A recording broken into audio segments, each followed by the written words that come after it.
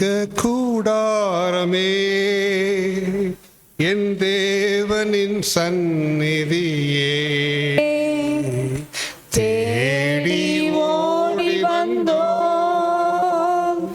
திருடாத பாக்கியமே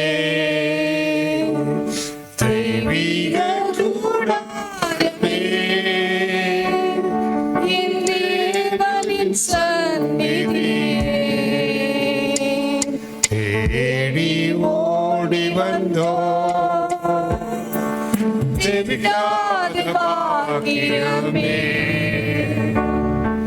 மகிமை மகிமை மாட்சிமை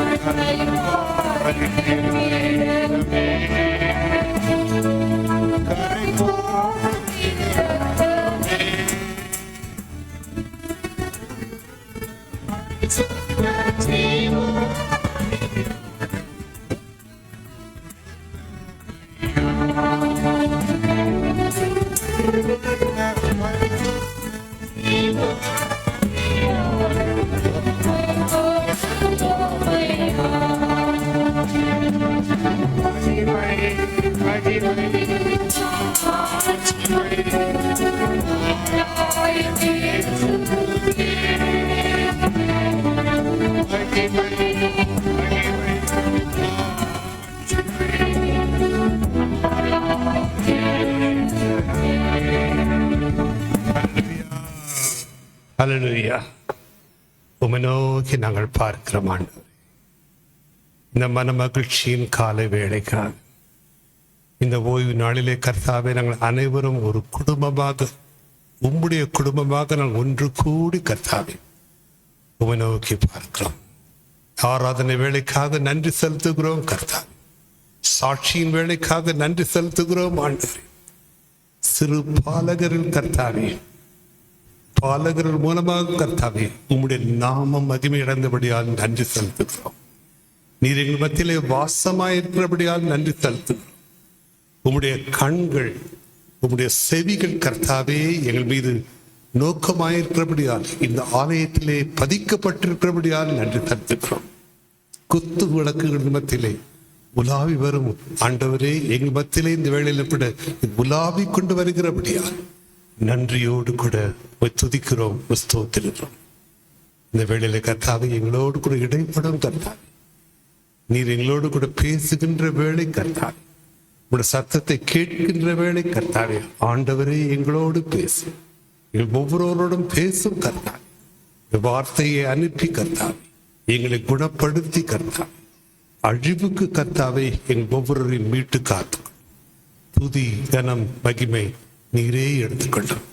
என் வாயின் வார்த்தைகளும் எங்கள் இருதயத்தின் தியானமும் உங்களுடைய சமூகத்திலே பிரீதியாய் காணப்படட்டும்.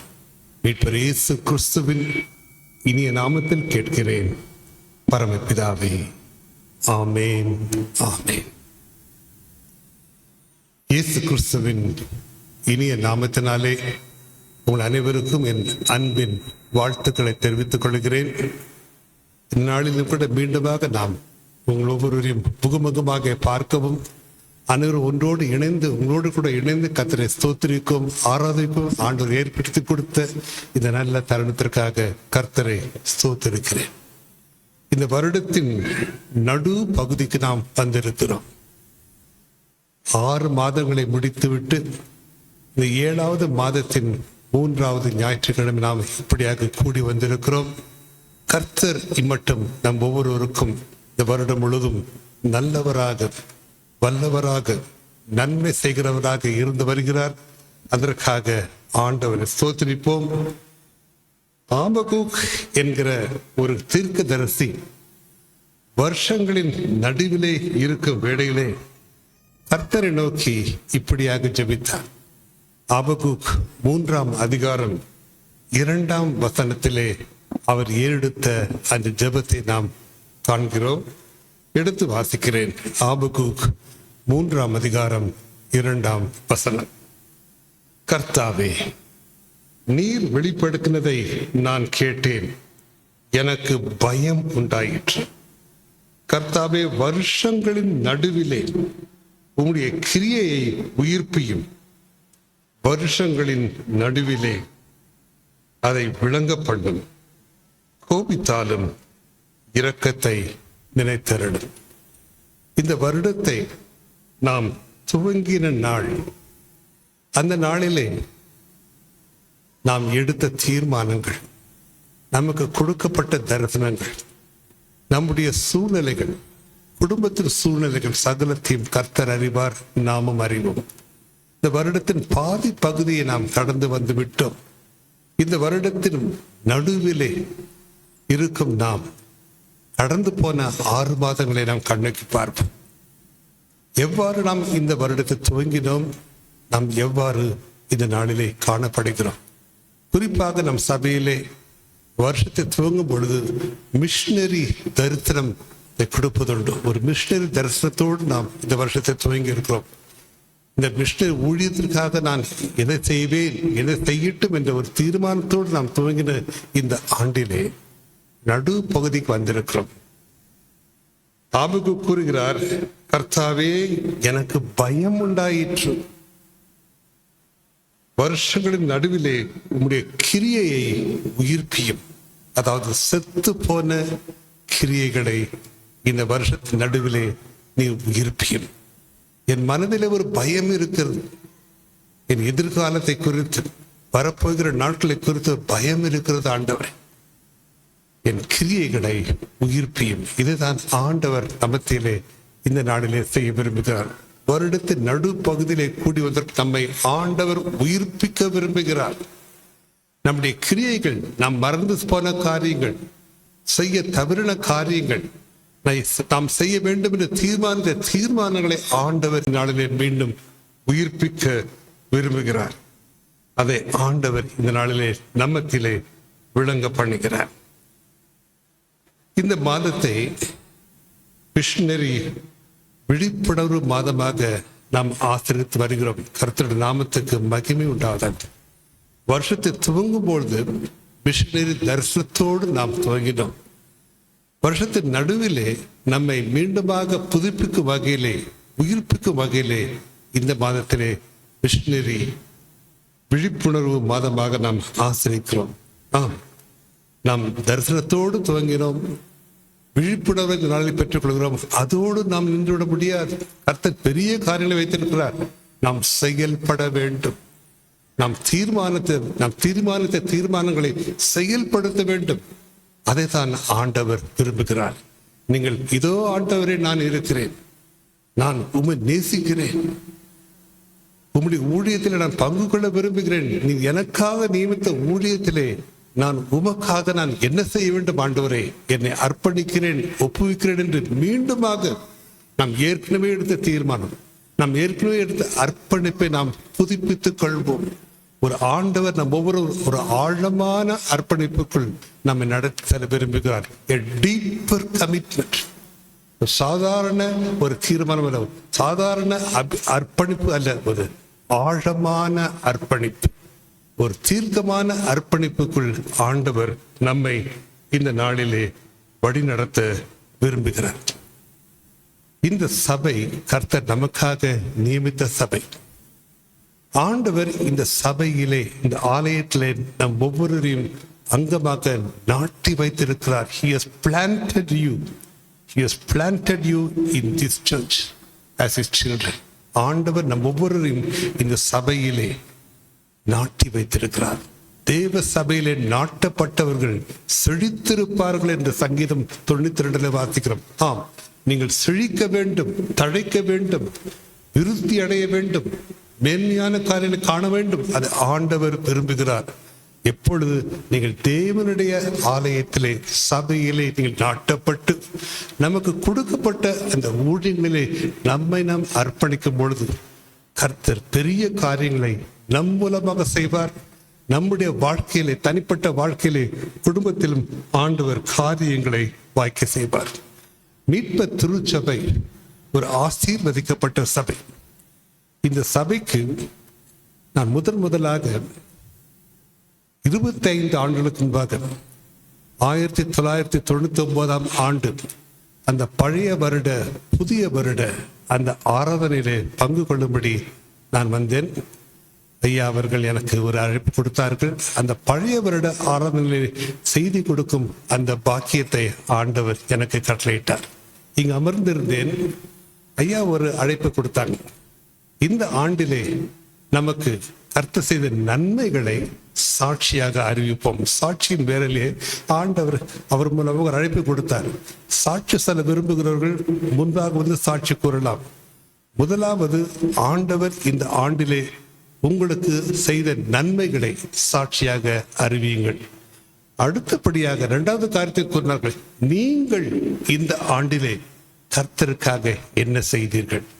கர்த்தர் உங்களுக்காக ஏராளமான காரியங்களை செய்தார். சாட்சியாக கூறுகிறார்கள்.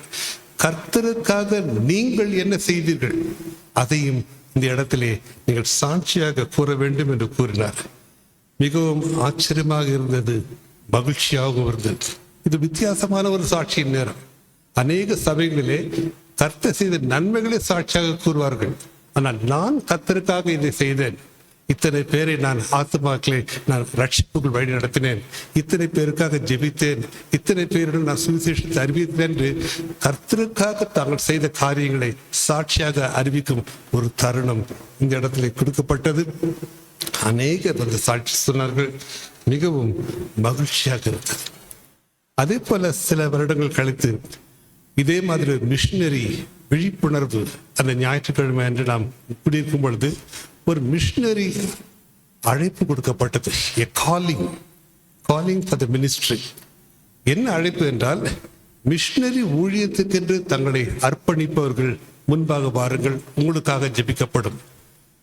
2வது அழைப்பு என்னவென்றால், உங்கள் பிள்ளைகளை, சிறு பிள்ளைகளாக இருந்தாலும் சரி, உங்கள் பிள்ளைகளை மிஷினரி ஊழியத்துக்கு என்று அர்ப்பணிக்க விரும்புகிறவர்கள் அவர்களையும் கொண்டு வார்கள் என்று கூறினார்கள். மிகவும் அற்புதமாக இருந்தது. பெற்றோர்கள் முன்பாக வந்தார்கள், தங்களை மிஷினரி ஊழியத்திற்கு அர்ப்பணித்தார்கள். அது மட்டுமல்ல, குட்டி பிள்ளைகள், இளம் பாலகர்களை கொண்டு வந்தார்கள். இவர்களை ஊழியத்துக்கு என்று அர்ப்பணிக்கிறோம் என்று கூறினார்கள். என்ன நேர்த்தியாக இருந்தது! அது என்னை மிகவும் கவர்ந்தது. கர்த்தரின் மிகுந்த கிருபையினாலே தகுதியில்லாத என்னை ஆண்டவர் பல சபைகளுக்கு கொண்டு செல்கிறார். அங்கு ஊழியம் செய்யவும் பிரசங்கிக்கும் ஆண்டவர் வாசல் கதவை திறந்து கொடுக்கிறார். இங்கு நான் விசேஷமாக கண்ட இந்த காரியம் என்னை மிகவும் தொட்டது. ஆகவே நீங்கள் ஒரு ஆசீர்வதிக்கப்பட்ட சபை, ஒரு ஆவிக்குரிய சபையிலே நீங்கள் இருக்கிறீர்கள். இந்த சபையின் துவக்கம் என்னால் மறக்க முடியாது. அக்டோபர் 14, 1984. 41 ஆண்டுகளை நாம் கடந்து வந்து கொண்டிருக்கிறோம். வருகிற அக்டோபர் மாதம் 41 ஆண்டுகள் முடித்து 42வது ஆண்டுகளை பிரவேசிக்கப் போகிறோம். இந்த கடந்த 41 ஆண்டுகளை நான் கண்ணெத்தி பார்க்கும் பொழுது இந்த சபை மிஷினரி ஊழியத்திற்கென்று, சுவிசேஷத்தை அறிவிப்பதற்கென்று, நற்செய்தியை கொண்டு போவதற்கென்று தங்களை அர்ப்பணித்தபடியால் சபையிலே நான் காண்கிற விருத்தி, சபை விருத்தி அடைந்திருக்கிறது. எல்லைகளை தாண்டி, இந்த மாவட்டத்தை தாண்டி, இந்த நகரை தாண்டி, இந்த மாநிலத்தை தாண்டி, இந்த தேசத்தை தாண்டி, எல்லைகளை கடந்து ஊழியங்கள் நிறைவேறுகிறதை நான் கண்பூராக காண்கிறேன். கர்த்தருடைய பரிசுத்த நாமத்தை மகிமைப்படுத்துகிறேன். போதகர் ஐயா பிரான்சிஸ் மனோகரன் ஐயா நான் பார்க்கும் பொழுது எனக்கு இன்று காலையிலே எனக்கு நினைவுக்கு வந்த ஒரு வசனம் என்னவென்றால், ஏசாயாவின் புஸ்தகம் 51ஆம் அதிகாரம் 2, 3 எடுத்து வாசிப்போம். ஏசாயா 51, 2, 3.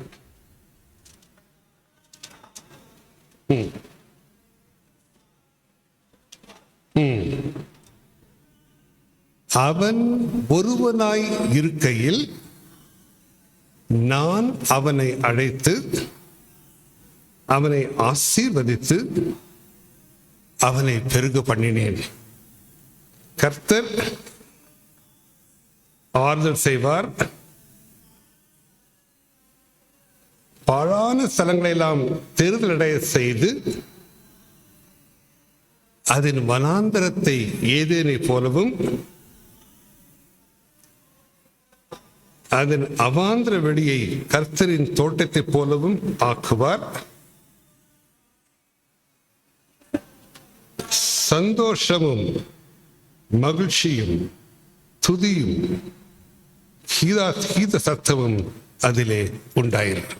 கர்த்தர் தம்முடைய ஊழியனை கனப்படுத்தி தன்னன் தனியாக இருந்த அந்த ஊழியரை கர்த்தர் கண்டு அவரை அழைத்து அவர் மூலமாக இந்த ஊழியத்தை எழுப்பி இந்த ஊழியத்தின் மூலமாக இந்த சபையின் மூலமாக கர்த்தருடைய நாமம் இந்த நாளிலே மகிமைப்பட்டு கொண்டு வருகிறது.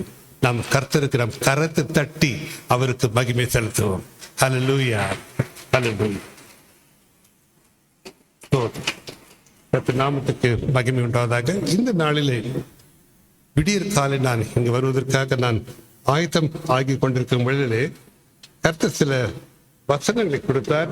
அதை நாம் உங்களுக்கு வாசிக்க விரும்புகிறேன். எரேமியாவின் புத்தகத்தை நாம் கடந்து செல்வோம். இது நம் ஒவ்வொருவருக்கும் பொருந்தும். நம் ஒவ்வொருவருக்கும், கூடி வந்திருக்கிற ஒவ்வொருவருக்கும், குடும்பத்தை ஒவ்வொருவருக்கும் ஆண்டவர் ஒரு செய்தியை இந்த வசனங்கள் மூலமாக நம்மோடு பேச விரும்புகிறார். முதலாவது எரேமியா 1ஆம் அதிகாரம் 19ஆம் வசனம்.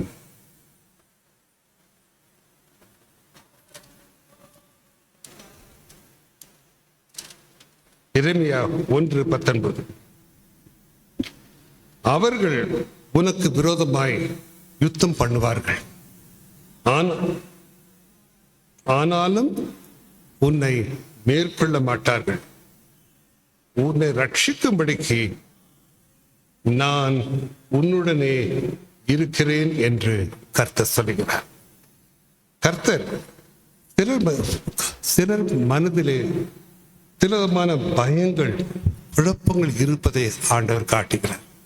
ஆண்டவர் நாளில் பயப்பட வேண்டாம், நீ தனியாக இல்லை, உனக்காக நான் யுத்தம் செய்வேன் என்று ஆண்டவர் இந்த நாளிலே நமக்கு ஒரு வாக்குத்தத்தத்தை கொடுக்க விரும்புகிறார். எரேமியா 15ஆம் அதிகாரம் 20-21 வாசிப்போம். உன்னை இந்த ஜனத்துக்கு எதிரே அரணான வெண்கல அலங்கமாக்குவேன். அவர்கள் உனக்கு விரோதமாய் யுத்தம் பண்ணுவார்கள், ஆனாலும் உன்னை மேற்கொள்ள மாட்டார்கள். உன்னை ரட்சிப்பதற்காகவும் உன்னை தப்புவிப்பதற்காகவும் நான் உன்னுடனே இருக்கிறேன் என்று கர்த்தர் சொல்லுகிறார். நான் உன்னை பொல்லாதவர்களின் கைக்கு தப்புவித்து உன்னை பலவந்தரின் கைக்கு நீங்களாக்கி விடுவிப்பேன் என்று ஆண்டவர் நம்ம நோக்கி இந்த வாக்குத்தத்தத்தை கொடுத்திருக்கிறார். உங்கள் மகனும் கலங்கி போய் வந்திருக்கலாம், குழம்பின் நிலையில காணப்பட்டு வந்திருக்கலாம். நான் என்ன செய்வேன், இதை எவ்வாறு நான் மேற்கொள்வேன் என்று நீங்கள் கலக்கத்தோடு, வருத்தத்தோடு, குழப்பத்தோடு வந்திருக்கலாம். கர்த்தருடைய வாக்குத்தத்தம், நான் உன்னுடைய இருக்கிறேன், உனக்காக யுத்தம் செய்வேன். இன்னொரு வசனத்தை கூறி நான் செய்திக்குள் கடந்து செல்ல விரும்புகிறேன். எரேமியா 20ஆம் அதிகாரம் 11 முதல். கர்த்தரோ பயங்கரமான பராக்கிரமசாலியாய் என்னோடு இருக்கிறார். ஆகையால் என்னை துன்பப்படுத்துகிறவர்கள் மேற்கொள்ளாமல் இடறுவார்கள். தங்கள் காரியம் வாய்க்காமல் போனபடியால் மிகவும் வெட்கப்படுவார்கள். மறக்கப்படாத நித்திய இலச்சை அவர்களுக்கு உண்டாகும். ஆனாலும் நீதிமானை சோதித்தறிந்து உள்ளிந்திரங்களையும் இருதயத்தையும் பார்க்கிற சேனைகளின் கர்த்தாவே, நீர் அவர்களுக்கு நீதியை சரி கட்டுகிறதை காண்பேனாக. என் காரியத்தை உம்மிடத்தில் சாட்டி விட்டேன். ஸ்தோத்திரம். கர்த்தருடைய வார்த்தை. கர்த்தரை பாடுங்கள், கர்த்தரை துதியுங்கள். அவர் எளியவனுடைய ஆத்மாவை பொல்லாதவர்களின் கைக்கு தப்புவிப்பார். இது கர்த்தர் நம் ஒவ்வொருவருக்கும், ஒவ்வொருவரையும் பார்த்து, நம்முடைய நிலைமைகளை பார்த்து, நம் கடந்து போகிற சூழ்நிலையை பார்த்து நமக்கு தேற்றுகின்ற ஒரு வாக்குத்தத்தின் வசனத்தை, இந்த வாக்குத்தத்தங்களை பற்றி கொள்வோம். ஆண்டவரே, நீர் என்னோடு கூட இருக்கிறீர், எனக்காக யுத்தம் செய்கிறேன். பொல்லாதவர்கள் கூடலாம், திரளாக கூடலாம், ஆனால் என்னோடு கூட இருக்கிற நீர் எனக்காக யுத்தம் செய்கிறேன். என்னுடைய காரியத்தை உம்மிடத்தில் சாட்டி விட்டேன் என்று கூறுகிற அதே வார்த்தை நாம் சொல்றோம். இந்த காரியத்தை, எனக்கு கடினமாக தோன்றுகிற காரியத்தை, என்னை கலக்குகின்ற இந்த காரியத்தை உம்மிடத்தில் சாட்டி விட்டேன். கர்த்தர் நிச்சயமாகவே ஒரு பெரிய விடுதலையும் வெற்றியும் நமக்கு கட்டளையிடுவார். இதை விசுவாசித்து இதை நாம் இந்த வாக்குதத்தை நமக்கு சொந்தமாக்கிக்கொள்வோம். ஆண்டவர் இந்த நாளிலே நம்மோடு கூட பேச விரும்புகிற ஒரு காரியம் என்னவென்றால், நம்முடைய சபை மேல் நோக்கி வளர்கிறது. ஆவிக்குரிய பிரகாரமாக நாளுக்கு நாள், நாளொரு வண்ணமும் பொழுதொரு மேனியாக நம்முடைய சபை, நம்முடைய விசுவாசிகள், நம்முடைய ஆவிக்குரிய நிலைமை மேல் நோக்கி வளர்கிறது. அது மட்டுமல்ல, நம்முடைய ஊழியங்கள் வலது புறமும் இடது புறமும், வடக்கிலும் தெற்கிலும் கிழக்கிலும் மேற்கிலும் 4 திசையிலும் பரவி பெருகி வருகிறது. கர்த்தரை நாம் ஸ்தோத்திரிக்கிறோம். அது மட்டுமல்ல, இது சபையிலே காணுகிற காரியங்கள். ஆனால் ஆண்டவர் நம்முடைய தனிப்பட்ட வாழ்க்கையிலே, நம்ம குடும்பங்களிலே காண விரும்புகிற முக்கியமான ஒரு காரியம் என்னவென்றால், எடுத்து வாசிப்போம். எபிரேயர் 6ஆம் அதிகாரம் 1 முதல். எபிரேயர் 6ஆம் அதிகாரம் 1 முதல்.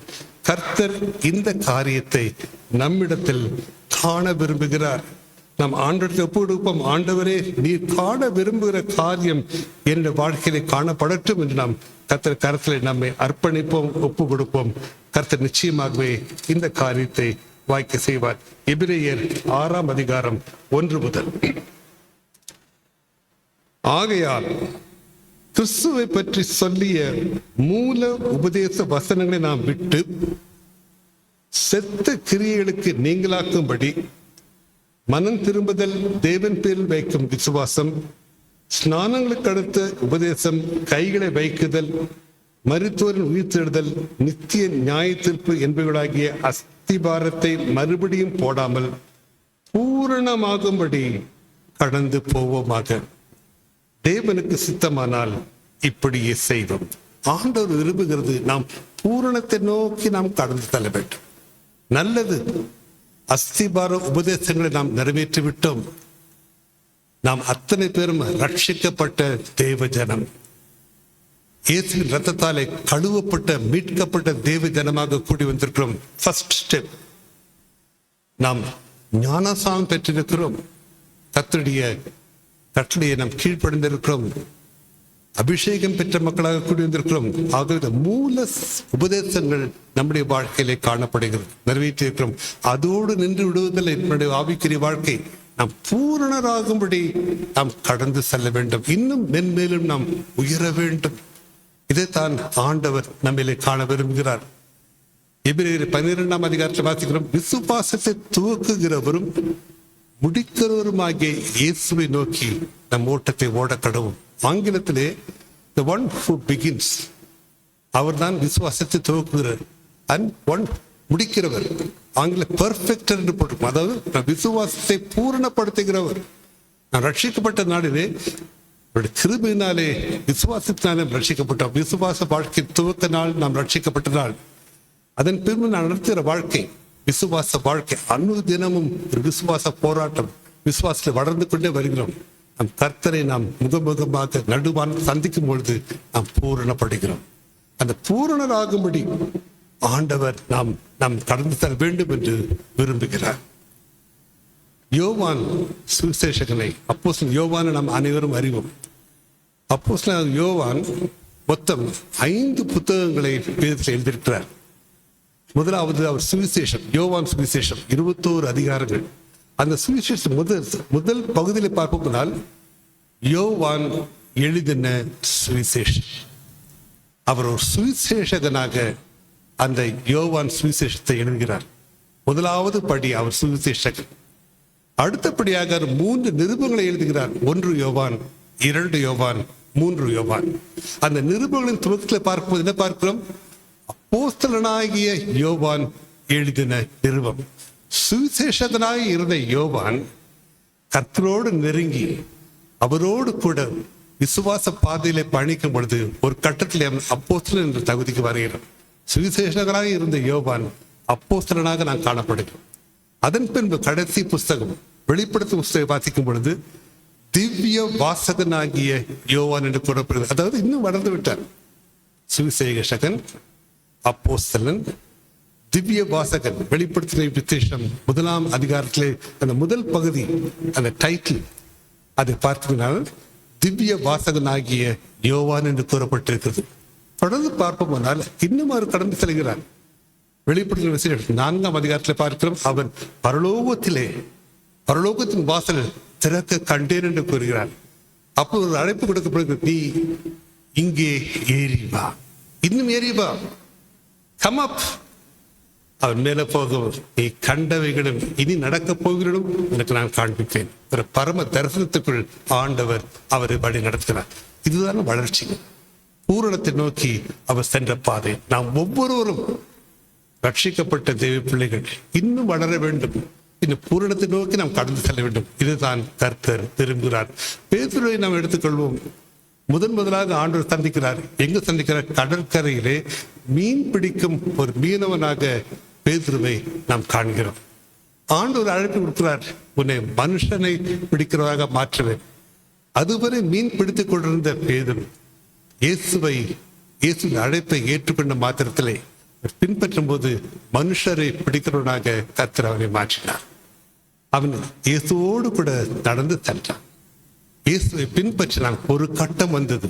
மத்தேயு 16ஆம் அதிகாரத்தில் வாசிக்கிறோம், அவன் நீரே ஜீவனுள்ள தேவனாகிய கிறிஸ்து என்கிற அந்த தரிசனத்தை அவன் பெற்றுக்கொண்டான். என்ன சொன்னார் ஆண்டவர்?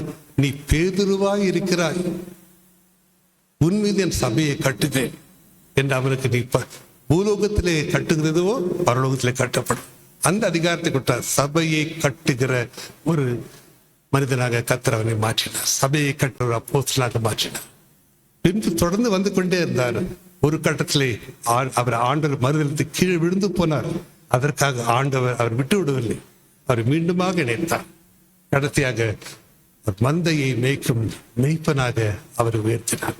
ஆகவே நம்முடைய வாழ்க்கையிலே, ஆவிக்குரிய வாழ்க்கையில ஒருவேளை நீ விழுந்து போயிருக்கலாம். சில கட்டங்களிலே இயேசுவை நீங்கள் மறுதலித்திருக்கலாம். யூதாசை போல அவரை காட்டி கொடுத்திருக்கலாம். தோமாவை போல நீங்கள் அவரை சந்தேகித்திருக்கலாம். மற்ற சீஷர்களை போல பின்வாங்கி போயிருக்கலாம். பிரிவினைகள், பகைகள், சகல காரியங்களில் சாத்தான் உங்களை வஞ்சித்து ஒருவேளை நீங்கள் விழுந்து போன நிலையிலே காணப்படலாம். ஒருவேளை இந்த நாளில் கூட உங்களுடைய ஆவிக்குரிய வாழ்வில் நீங்கள் விழுந்து போன காணப்படக்கூடும். ஆனால் ஆண்டவர் உங்களை கைவிடவில்லை. உங்களை அழைக்கிற தேவன், உங்களை அரவணைக்கிற தேவன், உங்களை தேற்றுகிற தேவன், உங்களை தூக்கி எடுத்து எந்த நோக்கத்துக்காக ஆண்டவர் உங்களையும் என்னை தெரிந்து கொண்டாரோ அந்த நோக்கத்தை நிச்சயமாகவே ஆண்டவர் நிறைவேற்றுவார். யோனாவை எடுத்துக்கொள்ளுங்கள். பெரிய தீர்க்கதரிசி அவர். யோனாவிலும் பெரிய தீர்க்கதரிசி உண்டு. இயேசு கிறிஸ்து யோனாவை குறித்து அறிக்கையிடுகிறார். அப்படிப்பட்ட தீர்க்கதரிசி, வலிமையாக ஊழியம் செய்து கொண்ட தீர்க்கதரிசி, ஒரு கட்டத்திலே அவர் கர்த்தருடைய வார்த்தையை செவி கொடுக்காமல் தன் சுய சித்தத்தின்படி வேறு திசைக்கு கடந்து சென்றார். நினிவேக்கு போய் அங்கு அழிந்து கொண்டிருக்கும் ஆத்துமாக்களை நீ சந்திக்க வேண்டும், அவர்களை அழிவுக்கு விலைக்கு காக்க வேண்டும். நீ போய் அவருடைய பிரசங்க கூறும் பொழுது மன கசப்பு, நினிவே மக்கள் மீது அவருக்கு ஒரு மன கசப்பு, ஒரு பகை. ஏனென்றால் நினிவே மக்கள் இஸ்ரேல் மக்களை மிகவும் அவர்கள் துன்பப்படுத்தினார்கள். ஆகவே அவர் மீது ஒரு தீராத ஒரு பகை, வெறுப்பு. அதன் காரணமாக அவர் ரட்சிக்கப்படக்கூடாது என்ற ஒரு வைராக்கியத்தோடு அவர் வேறே திசைக்கு சென்றார். ஆனால் ஆண்டவர் அவரை விடவில்லை. கடலில் தூக்கி எறியப்பட்டார். மீன் வயிற்றில் இருந்தார். அங்கு ஒரு தீர்மானத்தை எடுத்தார். மீண்டுமாக அவர் ஊழி தொடர்பு சேர்த்தார். அது என்ன ஒரு ஆச்சரியம் என்னென்றால், நினிவேலே 1,20,000 பேர் இருந்தாங்க. அங்க 3 நாள் பயணம் செய்யணும் அந்த இடத்தை கவர் பண்றது. ஆண்டவர் போய் பிரசங்கம் சொல்லும் பொழுது என்ன பிரசங்கம் பண்ணிருக்கணும்? 40 நாளிலே அழிவு வரப்போகிறது, ஆகவே நீங்கள் மனம் திரும்புங்கள், கர்த்தரை ஏற்றுக்கொள்ளுங்கள் என்று கூறுவது பதிலாக அவர் கூறின ஒரே ஒரு வார்த்தை தான் செய்தி. என்ன வார்த்தை? அது அழிவுக்கு நேரான வார்த்தை. இன்னும் 40 நாட்கள் உண்டு, நினிவே பட்டணம் அழிக்கப்பட போகிறது. அதுதான் சொன்னார், நீங்கள் மனம் திரும்பன்னு பார்த்து சொல்லணும். ஆனால் கர்த்தர் அந்த வார்த்தையின் மூலமாக அந்த மக்களோடு பேசினார். அத்தனை பேரும் அவங்களோட மக்கள், அவங்களோட மிருகங்கள் சகலத்தையும் ஆண்டவர் காத்துப்பட்டார். ஆகவே கர்த்தர் உங்களை கொண்டு தன்னுடைய ஊழியத்தை நிறைவேற்ற விரும்புகிறார். நீங்கள் யாராக இருந்தாலும் சரி, இந்த நாளில் உங்கள் நிலைமை எதுவாக இருந்தாலும் சரி, இன்னும் கர்த்தர் உங்களை கைவிடவில்லை. ஹிடன் யுவப்பாணியும் உங்களை கொண்டே ஆண்டவர் தான் செய்ய நினைத்திருக்கும் ஊழியத்தை தொடர்ந்து செய்ய விரும்புகிறார். நாம் செய்ய வேண்டியதெல்லாம் இதோ இருக்கிற ஆண்டவரே, ஏசாயாவை போல நான் அசுத்த உதடுகள் உள்ளவர், அசுத்த உதடுள்ள மனுஷ மத்தியிலே நான் வசிக்கிறவர் என்று தன்னுடைய குறைகளை, தன்னுடைய அபாத்திரமான நிலையை அவன் அறிக்கையிடும் பொழுது அக்கினி தழினாலே அவன் நாவு தொடப்பட்டது. யாரை நான் அனுப்புவேன், யாரின் காரியமாக போவான் என்று ஒரு அறைக்கு எடுத்த பொழுது அவன் இதோ இருக்கிறேன் ஆண்டவரே என்று தன்னை அர்ப்பணித்தான். ஏசாயாவை கொண்டு கர்த்தர் பெரிய காரியங்களை செய்தார். வல்லமையுள்ள தீர்க்கு திசையை உபயோகப்படுத்தினார். கடைசியாக அசுத்த உதடுகள் இருக்குன்னு சொன்ன அதே ஏசாயா 50ஆம் அதிகாரம் 4ஆம் வசனத்தில் கூறுகிறார், கல்விமானின் நாவை ஆண்டவர் எனக்கு கொடுத்தார். அதே காரியம் நமக்கு நேரிடக்கூடும். ஒருவேளை நீங்கள் கூறலாம், நான் அசுத்த உதடுகள் உள்ளவன், எனக்கு பேச தெரியாது, மோசேயை போல நான் திக்குவாயன், மந்த நாவு உடையவன், என்னாலே பேச முடியாது, எனக்கு வேத அறிவு கிடையாது, ஊழியத்தின் அனுபவம் கிடையாது, என்னாலே தைரியமாக பேச இயலாது, நான் கூச்ச சுபாவம் உள்ளவன், எனக்கு படிப்பு கிடையாது என்று நீங்கள் உங்களை குறித்து நீங்கள் மிகவும் குறைவாக எண்ணலாம். ஆனால் நீங்கள் என்றைக்கு நான் இருக்கிறேன் ஆண்டவர் என்று உங்களை அர்ப்பணிக்கும் பொழுது, இருக்கிற வண்ணமாக அர்ப்பணிக்கும் பொழுது கர்த்தர் உங்களை கொண்டு பெரிய காரியங்களை செய்வார். மரியாதை எடுத்துக்கொள்ளுங்கள். இளம் பெண், திருமணத்துக்காக நிச்சயிக்கப்பட்ட பெண், அவளுக்கு தேவனுடைய திட்டம் அறிவிக்கப்பட்டது. இது எப்படி ஆகும்? நான் எப்படி கர்ப்பவதி ஆக முடியும்? புருஷனை அறியேனே. அவள் திகைக்கும் பொழுது கர்த்தருடைய வார்த்தை கடந்து வந்தது. தேவ திட்டம் உணர்ந்து கொண்டாள். இதோ அடிமை, இதோ நான் உமது அடிமை. இந்த வார்த்தையின்படியே எனக்கு ஆக கொண்டு அர்ப்பணிக்கும் பொழுது கர்த்தர் பெரிய காரியத்தை. நீங்கள் நினைக்கலாம், நான் ஒரு பெண் தானே, நான் ஒரு குடும்பத்தில் உள்ள பெண் தானே, எனக்கு என்ன தெரியும், வீட்டை விட்டு நான் வெளியே போறதில்லையே, பேசினதில்லையே, வீடு சபை அவ்வளவுதான், நான் எப்படி கர்த்தருக்காக ஊழியம் செய்யணும்னு நீங்கள் தாய்மார்கள் சகோதரிகள் நினைக்கலாம். ஆண்டவர் உங்களை அப்படி பார்க்கவில்லை. எடுத்து வாசிப்போம். சங்கீதம் 66:13 சகோதரிகளை குறித்து கூறப்பட்ட வசனம். சங்கீதம் 66:13 68:13 சங்கீதம் 68:13.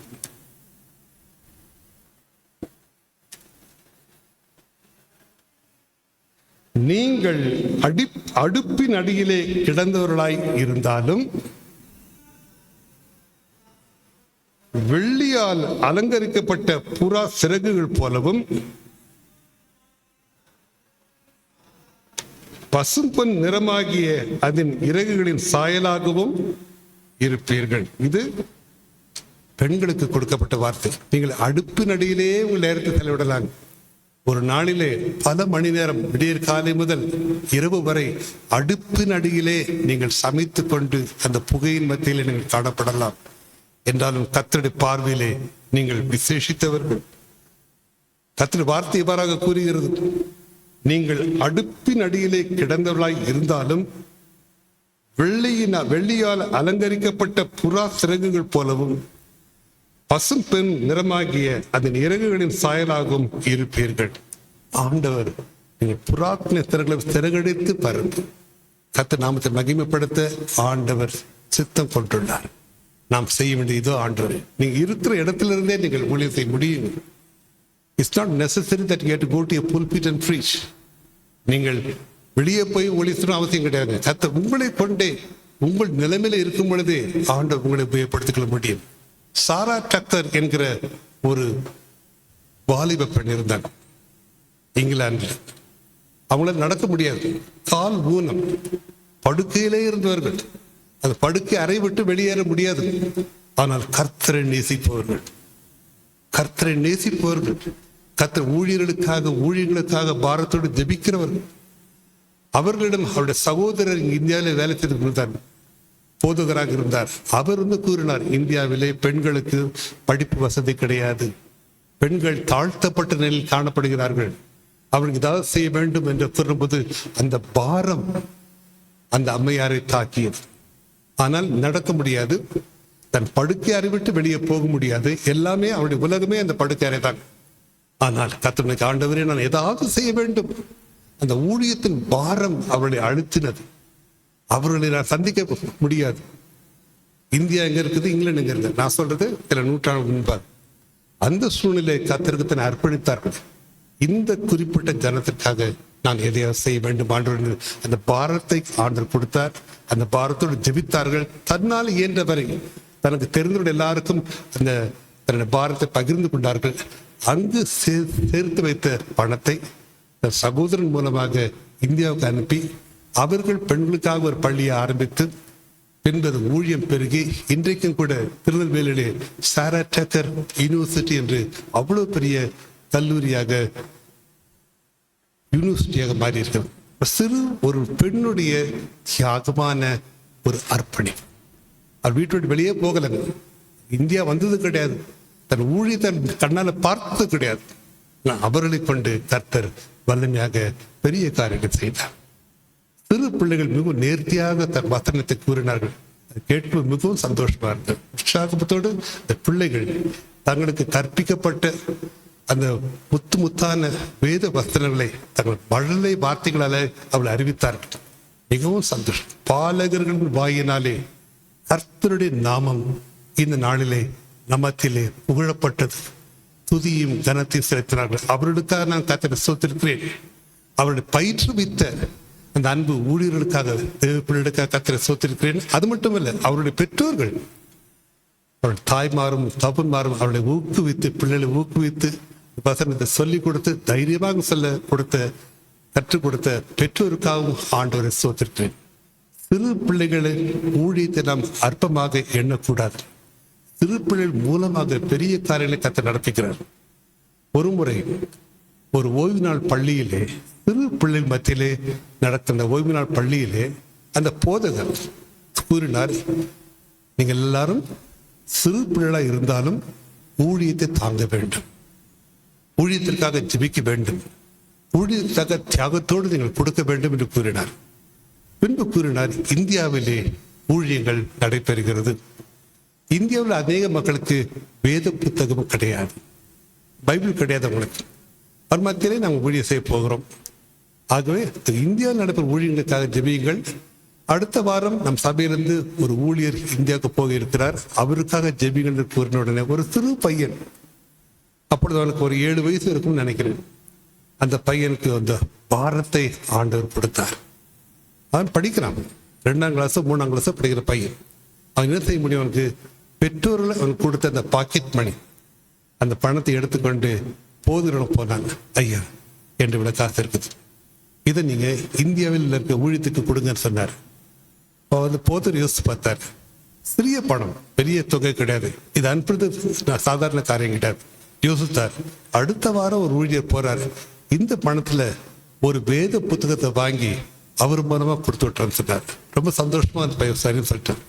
வேத புத்தகத்தை வாங்கின உடனே அந்த பையனை கூப்பிட்டு, இதுதான் நீ கொடுத்த பணத்திலே வாங்கப்பட்ட வேத புத்தகம், உன் பெயரை எழுதினார். தன்னுடைய சிறு பையன் அப்பதான் படிக்கிறான், அப்பதான் எழுத பழகிறான். அதுல தன்னுடைய பெயரை எழுதி, அந்த தேதியை எழுதி வித் லவ் போட்டு கொடுத்துட்டான். அந்த போதகர் அதை தன் ஊழியர் மூலமாக இந்தியாவுக்கு அனுப்பிவிட்டார். அந்த சிறு பையன் வளர்ந்தான், கர்த்தருக்குள் வளர்ந்தான், ஊழியத்தை செய்ய வேண்டும் என்று வாஞ்சியோடு வளர்ந்தான்.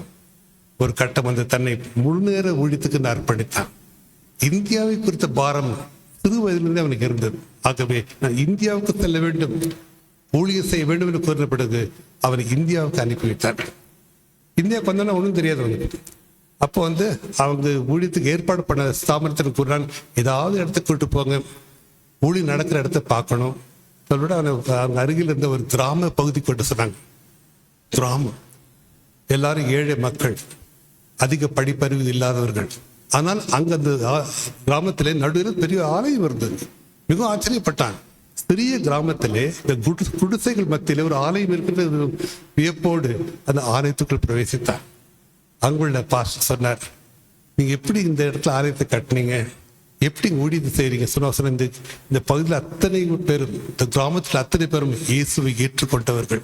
எப்படி இது சாத்தியம்? நான் இயேசுவை ஒரு இந்து மதத்தை ஏற்றுக்கொண்டேன். உங்களை ரட்சிப்பு வழிநடத்தி எதுவும் சொன்ன உடனே ஒரு பைபிள் கொண்டு வந்து, இந்த பைபிள் எனக்கு இலவசமாக கொடுக்கப்பட்டது, இதை படித்து நான் ஆண்டரை ஏற்றுக்கொண்டு சொல்லி அந்த பைபிளை பார்க்கும் பொழுது அவன் விவைப்போடு பார்த்தான். தன்னுடைய பெயர், அவன் எத்தனையோ ஆண்டுக்கு முன்பாக கொடுத்த அந்த வேத புத்தகம் ஒரு மனிதர் சந்தித்தது, அவன் மூலமாக ஒரு கிராமமே ரட்சிக்கப்பட்டது. அவன் எழுதின அந்த பெயரும் அந்த தேதியும் காணப்பட்டது. கர்த்தர் பரிசுத்த நாமத்திற்கு மகிமை உண்டாவதாக. சிறு பிள்ளைகள் இந்த வயதிலிருந்தே அவர்கள் ஊழியத்தின் வாஞ்சில் வளரும்போது அவர்களை கொண்டு கர்த்தர் பெரிய காரியத்தை செய்வார். சாமுவேலை நினைத்துக் கொள்ளுங்கள். அவன் சபையிலே ஆலயத்தை கொண்டு வரும்போது பிள்ளையாண்டானாய் இருந்தான் என்று வேதம் கூறுகிறது. சாமுவேல் 3ஆம் அதிகாரத்தில் பிள்ளையாண்டானாகிய சாமுவேல் சிறு குழந்தையாயிருக்கும் பொழுதே அவனை ஆழ்ந்து விட்டான். அங்கேயே வளர்ந்தான். ஒரு காலத்துல கர்த்தரன் பேர் சொல்லி கூப்பிட்டா, சாமுவேலே என்று கூடும் பொழுது அவனுக்கு யார் கூப்பிடான்னு தெரியாது. கர்த்தரை பற்றி ஒரு அறிவும் கிடையாது. ஏலி சொன்னாரு, அடுத்த தடவை கூப்பிட்டா கர்த்தாவே சொல்லும் அடியேன் கேட்கிறேன் என்று சொன்னார். அப்போ கர்த்தாவே சொல்ல தெரியல அவனுக்கு. சாமுவேலே சத்தம் கேட்ட பொழுது சொன்னது, சொல்லும் அடியேன் கேட்கிறேன்னு சொன்னான். அந்த அளவுக்கு சிறு பாலகன் கர்த்தரை அறியாதிருந்தான். அவன் சபையில இருந்தான், சபையில நாட்டப்பட்டிருந்தான். அவன் சத்தத்தை கேட்டான். கர்த்தர் அவனை வளர்த்தினார். பெரிய தீர்க்கதரிசியாக, நியாயாதிபதியாக ஆண்டவர் அவனை உயர்த்தினார். அதே காரியத்தை நம் பிள்ளைகள் மூலமாக, நம் சிறு பிள்ளைகள் மூலமாக கர்த்தர் பெரிய காரியம் செய்வார். அதனாலே நீங்கள் உங்கள் பிள்ளைகளை கர்த்தருக்கு வளர்க்கும் பொழுது, அது ஊழியங்களை நீங்கள் தாங்கும் பொழுது கர்த்தர் நாம மகிமை அடையும். அது மட்டும் இல்லை, ஊழியத்தை நீங்கள் தாங்கும் பொழுது நீங்கள் தாங்கப்படுவீர்கள். ஊழியத்தை கட்டி எழுப்பும் பொழுது உங்கள் குடும்பம் கட்டி எழுப்பப்படும். அது கர்த்தர் அறிந்திருக்கார். தன்னை ஊழியக்காரர்களை எவ்வாறு கவனித்துக் கொள்ள வேண்டும், எவ்வாறு ஆசீர்வதிக்கப்பட வேண்டும் என்று கர்த்தர் அறிவார். நீங்கள் எடுக்கிற ஒவ்வொரு பிரயாசையும் நிச்சயமாகவே வீண் போகவே போகாது. கர்த்தருக்காக ஒரு கலசம் தண்ணீர் கொடுத்தா கூட அதுக்குள்ள பலனை நீங்கள் நிச்சயமாக பெற்றுக் கொள்வீர்கள். ஆக உங்களை நான் உற்சாகப்படுத்த விரும்புகிறேன். ஊழியங்கள் பல உண்டு. நம்ம மிஷினரின்னு சொல்றோம். மிஷினரி ஊழியம் என்னங்க? மிஷினரி ஊழியத்தை குறித்து வேதம் என்ன கூறுது? மிஷினரின்ற வார்த்தை வேதத்திலே எங்கும் எழுதப்படவில்லை. ஆனால் வேதத்திலே பழைய ஏற்பாட்டிலும் புதிய ஏற்பாட்டிலும் அநேக மிஷினரிகளை குறித்து வாசிக்கிறோம். அநேக மிஷினரிகள், பழைய ஏற்பாட்டிலிருந்து புதிய ஏற்பாடு அநேக மிஷினரிகளை குறித்து நாம் வாசிக்கிறோம். ஆனால் மிஷினரிகள் ஊழியத்தை குறித்து வேதத்திலே எழுதப்பட்டிருக்கிறது. எடுத்து வாசிப்போம். ஏசாயாவின் புஸ்தகம் 52ஆம் அதிகாரம் 7ஆம் வசனம். ஏசாயா 52:7.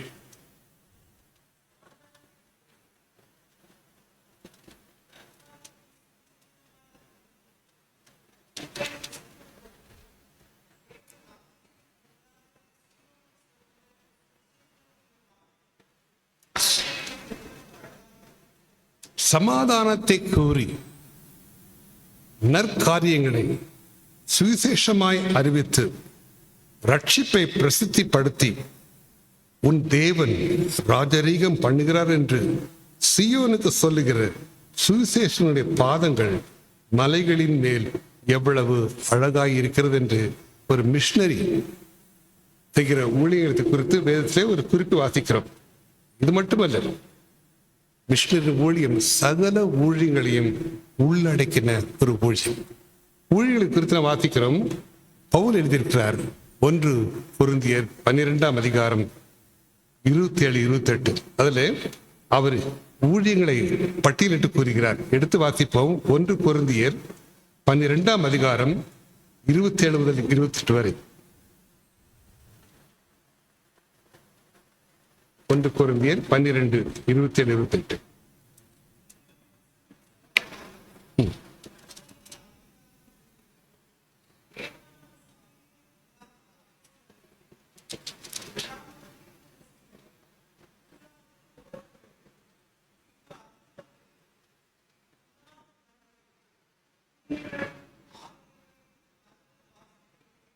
ஏற்படுத்தினார். ஊழியங்களிலே பல வகையான ஊழியங்களை குறித்து பவுல் எழுதியிருக்கிறார். அதே பவுல் எபேசியர் புத்தகத்திலே 4ஆம் அதிகாரத்தில் எழுதியிருக்கிறார். அங்கு ஒரு 5 வகையான ஊழியங்களை குறித்து எழுதியிருக்கிறார். எபேசியர் 4:11 முதல். மேலும் நாம் அனைவரும் தேவனுடைய குமாரனை பற்றும் விசுவாசத்திலும் அறிவிலும் ஒருமைப்பட்டவர்களாகி கிறிஸ்துவனுடைய நிறைவான வளர்ச்சியின் அளவுக்கு தக்கதாக பூரண புருஷராகும் வரைக்கும் பரிசுத்தவான்கள் சீர்பொருத்து பொருட்டு சுவிசேஷத்தின் ஊழியத்தின் வேலைக்காகவும் கிறிஸ்துவின் சரீரமாகிய சபையானது பக்தி விருத்தி அடைவதற்காகவும் அவர் சிலரை அப்போஸ்தலராகவும் சிலரை தீர்க்கதரிசிகளாகவும் சிலரை சுவிசேஷகராகவும் சிலரை மேய்ப்பராகவும் போதகராகவும் நியமித்தார். நாம் இத்தனை பேரும் பார்த்திருக்கோம். அப்போஸ்தலரை பார்த்திருக்கோம், தீர்க்கதரிசியை பார்த்திருக்கோம், சுவிசேஷகர்களை பார்த்திருக்கிறோம், மேய்ப்பர்களை பார்த்திருக்கிறோம், போதகர்களை பார்த்திருக்கிறோம். ஆனால் மிஷனரி ஊழியம் என்றது சகலத்தையும் உள்ளடக்கின ஒரு ஊழியம். பார்ப்போம். இந்தியாவுக்கு முதலாக அனுப்பப்பட்ட மிஷனரி யாருங்க? அப்போஸ்தலனாகிய தோமா. அவர் முதலாக இந்தியாவுக்கு வரும்பொழுது ஒன்றுமே தெரியாது, பாஷையும் தெரியாது, இவருடைய கலாச்சாரம் தெரியாது. முதலாவது அவர் சுவிசேஷத்தை அறிவித்தார், நற்செய்தியை அறிவித்தார். அப்பொழுது ஒரு சுவிசேஷகனாக நற்செய்தியை அறிவித்தார். அவர் மூலமாக அற்புதங்கள் அடையாளங்கள் நடைபெற்றது. அவர் மூலமாக கர்த்தருடைய கிரியையை அற்புதங்களை அடையாளம் கண்டவர்கள் இயேசுவை ஏற்றுக்கொண்டார்கள். பின்பு அவர் மூலம் தீர்க்க தரிசனம் வெளிவந்தது. அவர் அநேகரை ஞானசனம் கொடுத்தார். அவர் போதகராக, அவர்களுக்கு உபதேசிக்கிறவராக, தீர்க்கதரிசியாக, அவருடைய ஒவ்வொரு ஊழியத்திலும் அவர் ஈடுபட்டு அவர்களை கர்த்தருக்குள் வழி நடத்தினார். ஆகவே அது ஒரு மிஷனரின்னு வரும்பொழுது முதலாவது சுவிசேஷனாக ஒரு இடத்துக்கு போகிறாங்க. ஒரு போதகராக அல்லது பாஸ்டராக இருந்து அவர்களை மேலான ஆவிக்கிற வளர்ச்சிக்குள் வழி நடத்துகிறார்கள். ஆகவே ஒரு மிஷனரி ஊழியம் என்பது சகல ஊழியத்தையும் உள்ளடக்கின ஒரு ஊழியம். கர்த்தர் நாளிலே நம்ம ஒவ்வொருவரையும் ஒரு மிஷனரியை தான் பார்க்கறாங்க. நீங்க நம்பாம இருக்கலாம், அது எப்படிங்கிறதுன்னு சொன்னாங்க. உண்மையாகவே கர்த்தர் நம்ம ஒவ்வொருவரையும் தான் தெரிந்து கொண்ட பாத்திரமாக, என் மகன் மீது, என் மகன் மூலமாக, என் மகள் மூலமாக நற்செய்தி பரப்பப்பட வேண்டும். காலம் சமீபத்திருக்கிறது. ஆண்டவர் கூறுகிறார் யோவான் 9ஆம் அதிகாரம் 4ஆம் வசனத்திலே, பகற்காலம் இருக்க மட்டும் என்னை அனுப்பினுடைய கிரியை நான் செய்வேன், ஒருவனும் கிரியை செய்யக்கூடாத ராக்காலம் வரப்போகிறது. அந்த காலத்தில் நாம் இருக்கிறோம். ஒருவரும் கிரியை செய்யக்கூடாத ராக்காலம் வருகிறது, வந்துவிட்டது. நம்மில் விழுந்த பொறுப்பு மிக அதிகம். சுவிசேஷத்தை நான் பிரசங்கிக்காவிட்டால் நான் ஐயோ என்று பவுல் சொல்றார். 1 கொரிந்தியர் 9ஆம் அதிகாரம் 16ஆம் வருஷத்துல என்ன சொல்றாரு? சுவிசேஷத்தை பிரசங்கிப்பது என் மேல் விழுந்த கடமை. நான் சுவிசேஷத்தை பிரசங்கிக்காவிட்டால் நான் ஐயோ. ஆகவே இந்த வார்த்தை நம்ம ஒவ்வொருவருக்கும் பொருந்தும். எங்கெல்லாம் சந்தர்ப்பம் கிடைக்குதோ, எங்கெல்லாம் உங்களுக்கு ஒரு வாசல் திறக்கப்படுகிறதோ, சுவிசேஷத்தை அறிவியுங்கள், தைரியமாக அறிவியுங்கள். பேசுவது நீங்கள் அல்ல, உங்களில் இருக்கும் பரிசுத்த ஆவியானவர் கிரியை செய்து பேசுகிறார். ஆகவே நாம் தைரியத்தோடு, கர்த்தர் என்னோடு கூட இருக்கிறார் என்ற தைரியத்தோடு நாம் சுவிசேஷத்தை அறிவிக்க வேண்டும். மிஷனரி பணியில் நாம் பங்கு கொள்ள வேண்டும். நாம் முதலாவது நாம் யார் என்பதை நாம் தெரிந்து கொள்வோம். கர்த்தரால் முன்னறியப்பட்டவர்கள். எபேசியர் 1ஆம் அதிகாரம் 3 முதல் 5 வரை வார்த்தைகள், நாம் அனைவரும் கர்த்தரால் இந்த உலக தோற்றத்துக்கு முன்பாகவே முற்குறிக்கப்பட்டவர்கள். ரோமர் 8ஆம் அதிகாரம் 29-30 வார்த்தைகளால் 29-30 வாசிக்கிறோம். நாம் அனைவரும் முன்னறியப்பட்டவர்கள், முற்குறிக்கப்பட்டவர்கள், அழைக்கப்பட்டவர்கள், நீதிமான்களாக்கப்பட்டவர்கள், மகிமைப்படுத்தப்பட்டவர்கள். கர்த்தர் நம் ஒவ்வொருவரையும் அவ்வாறு தெரிந்து கொண்டிருக்கிறார். நம்மை அழைத்த தேவன், நம்மை முன்னறிந்த தேவன், நம்மை முன்குறித்த தேவன் இந்த நாளிலே நாம் ஒவ்வொருவரும் கர்த்தருக்காக எழும்பி நிற்க வேண்டும் என்று விரும்புகிறார். சிலர் சொல்வாங்க, எனக்கு தனிப்பட்ட அழைப்பு வேண்டும், என் பேரை சொல்லி ஆண்டவர் கூப்பிடணும், எனக்கு ஒரு தரிசனம் வரணும், தேவதூதன் என்னை கூப்பிடணும். அப்படிப்பட்ட அழைப்பிற்காக அநேக மக்கள் காத்திருப்பதை நான் அறிவேன். ஒரு வீடு பற்றி எரியும் பொழுது அதை அணைக்க வேண்டியது நம்முடைய கடமை. எனக்கு தனிப்பட்ட அழைப்பு வந்தால்தான் அந்த தீயை அணைப்பு எனக்கு ஒரு நாள் சரி வராது. இப்ப அழிந்து போகும் ஆத்துமாக்கள் நம்ம சூழ்ந்திருக்கிறாங்க. உங்களுக்கு கொடுக்கப்பட்ட இந்த ரட்சி அதை அனைவரும் பெற்றுக்கொள்ள வேண்டும். அந்த வாஞ்சியோட கர்த்தர் விரும்புகிறார். கர்த்தருடைய கட்டளை கொடுத்த கடத்தி கட்டளை தான், நீங்கள் புறப்பட்டு போய் அநேகரை தீஷராக்குங்க, ஞானஸ்நானம் கொடுங்க. ஆண்டவர் திட்டவட்டமாக தன்னுடைய கட்டளை கூறிவிட்டார். ஆகவே கட்டளை நிறைவேற்ற வேண்டியது நம்முடைய கடமை. எனக்கென்று தனி ஒரு அழைப்பு வர வேண்டும் காத்திருப்பது எல்லாருக்கும் வராது. ஆம், ஆண்டவர் சிலரை தனிப்பட்ட முறை அழைத்திருக்கிறார். மோசையை அழைத்தார், பவுலை அழைத்தார், எரேமியாவை அழைத்தார், ஏசாயை அழைத்தார். சில தேவ பிள்ளைகளை அழைத்திருக்கிறார் அவர் தீர்மானிக்க முடியும். ஆனால் அதே மாதிரி என்னையும் அழைக்க வேண்டும் என்று நாம் காத்திருப்பது நேரத்தை வீணாக்கி கொண்டிருக்கிறோம். கிடைக்கும் சந்தர்ப்பத்திலே உடனடியாக நாம் செய்ய வேண்டியது நம்முடைய கடமை. நீங்கள் செய்கிற ஊழியங்கள், நீங்கள் கர்த்தருக்காக பேசுகிற வார்த்தைகள் ஒருபோதும் வீணாகாது. அந்த வார்த்தைகள் மூலமாக கர்த்தர் அதிசயங்களையும் அற்புதங்களையும் நடத்துவார்.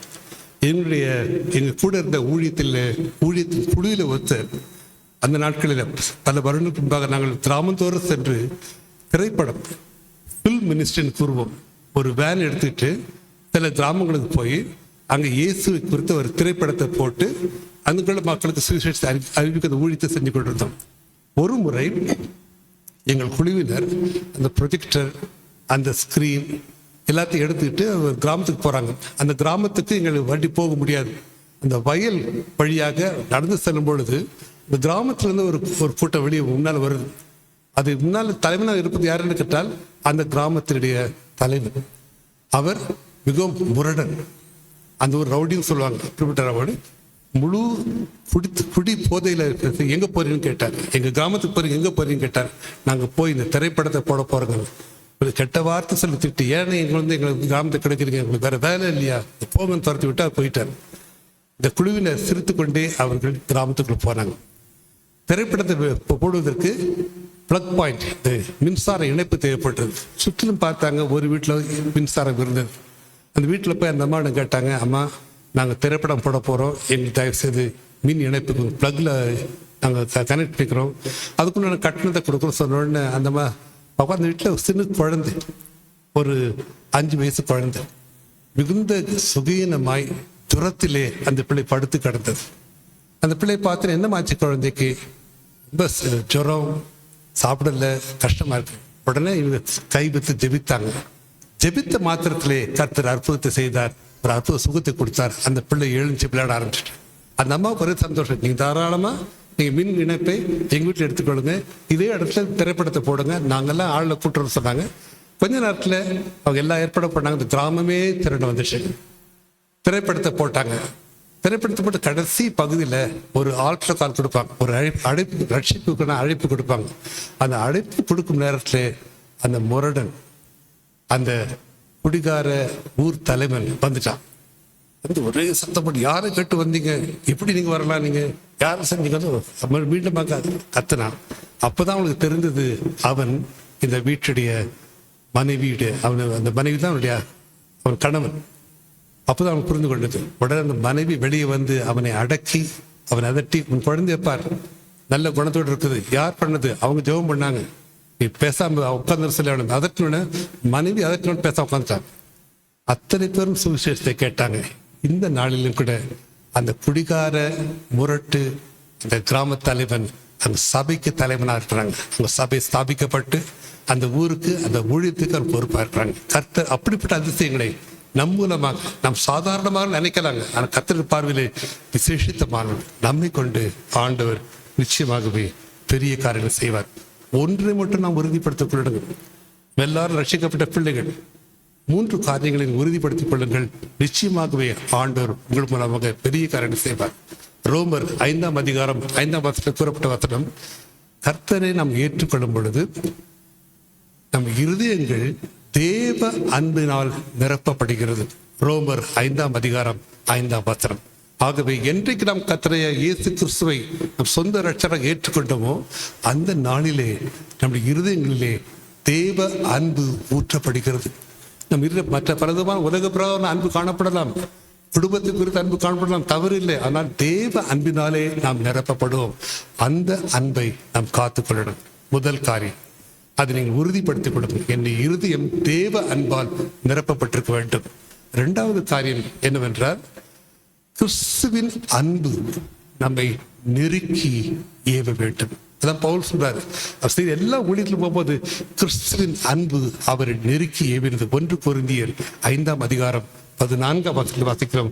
கிறிஸ்துவின் அன்பு அவரை நெருக்கி ஏவிற்று. அதாங்க that's the difference that makes.